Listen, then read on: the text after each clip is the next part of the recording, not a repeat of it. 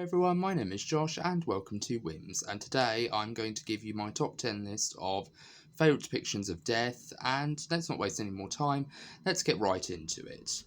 So my first number 10 is going to be Joe Black from the film Meet Joe Black. Now Joe Black is effectively a man, he is an up and coming business executive, or he's an aspiring lawyer, who essentially he dies at the very start of the film, and Death, the figure of Death, very slowly slips into his body to claim another soul, who's played by Anthony Hopkins, who's this very, aging, business executive. He's very successful, he's very wealthy. So when Anthony Hopkins' character suffers a heart attack, he basically starts to harass him and pursue him. And it's not like It's a Wonderful Life scenario where anyone who, talks to George Bailey in that film and who's with Clarence and this fallen angel, everyone who George Bailey interacts with in that film can't see Clarence, this fallen angel that's at his side. Whereas in the case of Joe Black, everyone can see Joe Black. Everyone knows who he is. Everyone knows that he's his character, but people don't know that he's the literal personification of death. They just know that he's a person that hangs around with this guy, and that's all basically it is. And it is a really funny film. It's a wonderful meditation on what it means to live. What does it mean to leave a very worthwhile legacy? Is it the things that you do, the successes that you have, or is it the people that you leave behind? It's such a wonderful meditation on that, but it's also just a really fun comedy, and also it's a little bit of a love story. It's also a remake on a classic 1950s film called Death Takes a Vacation, which is really good also. And it's just a really fun time. But what I really like about this this version of Death is the fact that the idea of Death basically possessing people, the idea that he can possess souls who are either comatose or are on the brink of dying, and basically say, well, look, this is him, slipping into this person's body, and let's go round and let's just sample life. Let's just go round and, just enjoy the human world, enjoy all its splendours, and give comfort to those who deserve it, and let's just be total dicks to people that do. And it's one of those things that really kind of makes it almost starkly comical. But I wish this idea was explored a little bit more, and I wish there was more films and TV shows that really explored the idea of death being kind of like this physical force that does have the ability to possess people and can do these things. In fact, a lot of times they have definitely depicted that in a lot of other films, which hopefully may be on this list if you're curious. But yeah, that's my first entry. It's called Meet Joe Black, and it's my number 10.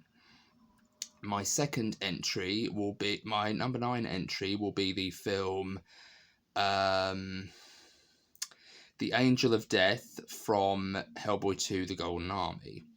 Now, this particular entry is very interesting to me because this character doesn't really have that much screen time, but he does really leave an impression with the screen time that he does have.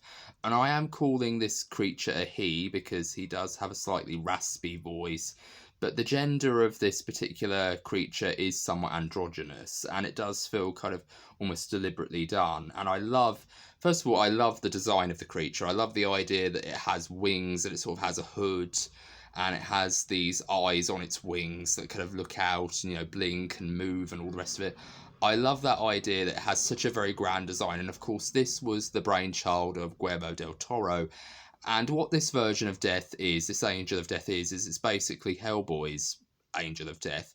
During a very critical scene where Hellboy is in a near-fatal situation, him and his friends decide to go to this sacred cave where they meet this Angel of Death, who basically says, you know what you're going to do when you save this guy? You're going to effectively bring about the end of the world. And if you do this, you're basically condemning a lot of people to die. So if you let him die, then you're saving the entirety of humanity from utter destruction. So him and his love interest, Liz, basically, she has to make a decision, a really big decision. And she just says, no, I don't care about any of that stuff. I want to bring the man that I love back. And he goes, are you sure? Like, you literally are, bringing the world to ruin by allowing this to happen. And she just goes, I'll deal with it. Just let it happen. And then he just shows this shard. And he says, it is done. And it's really wonderful. I love the performances of the Angel of Death. And of course, the Angel of Death in this particular instance is played by Doug Jones, who's also famous for being in a lot of other in a lot of other Hellboy, in a lot of other Guillermo del Toro style films like Pan's Labyrinth. He was also in he was also playing Abraham Sapien in both the first Hellboy and the second Hellboy. He has more of a voice role in the second Hellboy than he does in the first one. In the first one, he's voiced by David Hyde Pierce and he's played by Doug Jones. It's such an incredibly rich performance, because even though he doesn't really get that much screen time, you get to know a lot about him and you really know what his role is in the entirety of the story. But from a visual perspective, he is very interesting. He has this very raspy voice. He's very charismatic. He smiles a lot, even though technically he's not saying the nicest of things. Like he really does kind of have this sense of there's almost something sinister or insidious about him, the way he sort of conducts himself.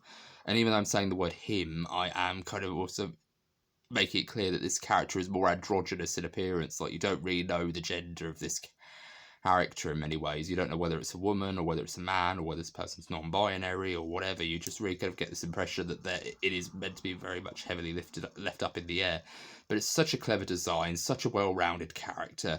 And you can tell that he has this job to do. He doesn't really care about what he does. He just basically says, okay, my job is basically I'm supposed to be the right-hand man of death. And if something goes wrong, I have to make sure that I pick up the pieces afterwards. And there's a death for humanity, but then there's also a death for the supernatural.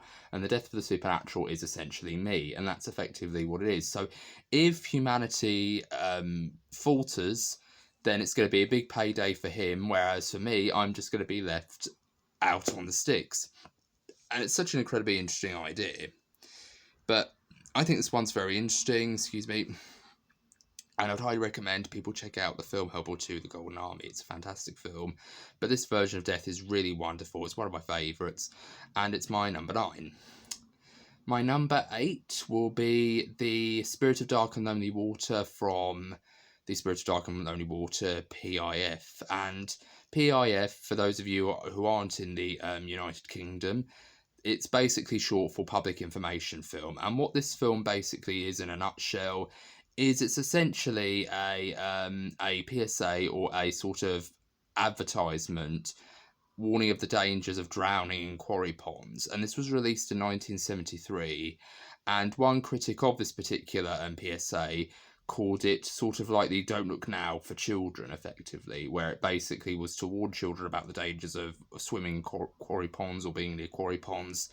And this piece is very atmospheric, it's very interesting, it's very downright creepy, and what I love about it is it just has a hooded figure in a field surrounded by fog. And the actual figure themselves, the actual figure of death, the actual spirit of dark and lonely water, is a very charismatic individual. He's very educated. He says things like, he speaks in these wonderful soliloquies like, oh, I am the spirit of dark and lonely water, ready to trap the unwary, the show-off, the fool. And this is the kind of place you'd expect to find me, and things like that. Like, he's very calm. He's very kind of, he's been around for ages, and he's just taking his time with every word. And even when he pauses to say things like, there's all sorts of dangerous trappings here, untold bedsteads, hidden depths, lots of weeds. It's the perfect place for an accident. Like, even when he pauses, you can tell that every pause is intentional. And the actual voice of the spirit of Dark and Lonely Water is, in fact, Donald Pleasance, who a lot of horror fans will know as the voice of the actual performance of Dr. Loomis in the Halloween films, Halloween films from 1 to 6. And he's a very good actor. He was very famously well known for playing Blofeld in the original James Bond series before, it really took off. And he's a really good actor. He's very wonderful. He's a wonderful, very traditional British actor, theatre actor. And he does a very good job playing this character effectively, playing this very, very kind of strong, very kind of world-weary entity who is very malicious, but he's also kind of a little bit predatory as well. Like, he really kind of enjoys showing how he just really, he doesn't really take much enjoyment from it, but he does kind of. It's a very weird. It's a very weird character that he creates with this particular setup and this particular style. But it's really good. It's a really fantastic PSA. It's just a very well made PSA. All the different camera angles. I love how whenever you see a death on this particular PIF, it really does give you this impression that it is shocking, but it does make you feel that, okay, it's not showing you all the gory details, it's not showing you a child drowning, it just crossfades as the figure gets closer, and it just adds a certain level of absolute sinisterness to it. And I love the ending to this particular ad where he just basically goes, "I'll be back, back, back, back," and it just really kind of shows that he'll always be there. He'll always be with us. And I think that's something that really is quite interesting about this character. And I know I've been talking a lot, and I know it's been a very short list, only 3 entries, but I'm going to stop the film here. I'm going to stop the video here, and this will be part 2 in a This will be part 1 in a 2-part installment, where I will be working on part 2 later on this evening. But for now, I've been Josh with Whimsical and Interesting Musings. I hope you're all having a very good day. Take care. Bye-bye for now.